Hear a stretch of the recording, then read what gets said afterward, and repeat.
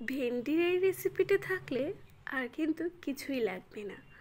তো তার জন্য এখানে ভেন্ডিটা আগে থেকে ধুয়ে জল ঝরিয়ে কেটে নিয়েছি। দেখুন কিভাবে কেটে নিয়েছি। আর নিয়েছি সাথে আলুটা ডুমো ডুমো করে কেটে নিয়েছি। আলু আর ভেন্ডিটা প্রথমে ভেজে নেব।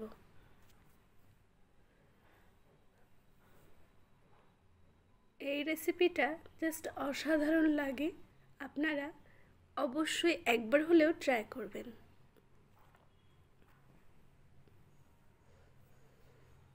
তো এখানে ভেন্ডিটা একটু ভেজে নিয়েছি আর আমি একটু পেঁয়াজ দিয়েছি।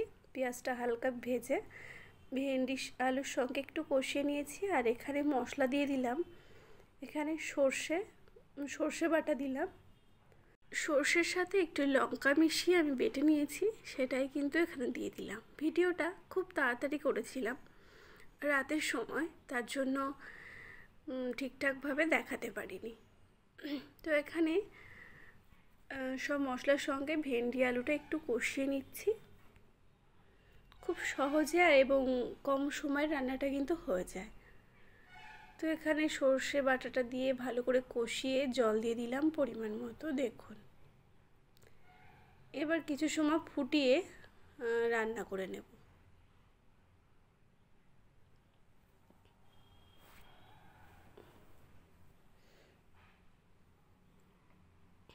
কিছুই লাগে না, একদমই সিম্পল একটি রান্না। আর যারা নিরামিষ খান তারা কিন্তু এই রান্নাটা করে খেতে পারেন পেঁয়াজটা না দিয়ে। এখানে আমি পেঁয়াজ দিয়েছি। তো দেখুন ফুটিয়ে বেশ কিছু সময় আমি রান্নাটা করে নিয়েছি।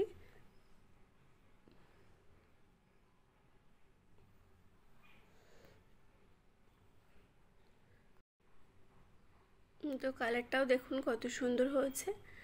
এখানে শুধু সর্ষে বাটাটাই দিয়েছি, কাঁচা লঙ্কা আর সর্ষে। তো আরও কিছু সময় এভাবে ফুটিয়ে রান্নাটা করে নামিয়ে নেব।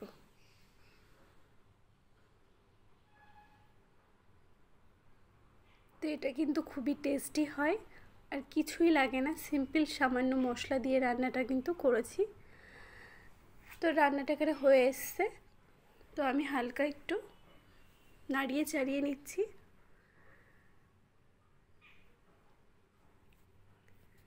তো আমার এই রেসিপিটা কেমন লাগলো অবশ্যই কমেন্টে জানাবেন। আর ভালো লাগলে প্রচুর প্রচুর শেয়ার করে দেবেন। আর আমার চ্যানেলটিকে অবশ্যই সাবস্ক্রাইব করে পাশে থাকা বেল আইকনটি প্রেস করবেন। সবাই ভালো থাকবেন, সুস্থ থাকবেন। ফিরে আসবো আবার নতুন কোনো রেসিপি নিয়ে। দেখুন কত সুন্দর একটা কালার এসছে। রান্নাটা হয়ে গেছে, নামিয়ে নেব। গরম গরম ভাতের সঙ্গে এবং রুটির সঙ্গে কিন্তু এটা দারুণ লাগে। অবশ্যই আপনারা একবার হলেও ট্রাই করবেন। বারবার কিন্তু এভাবেই রান্না করে খেতে ইচ্ছা করবে। নমস্কার।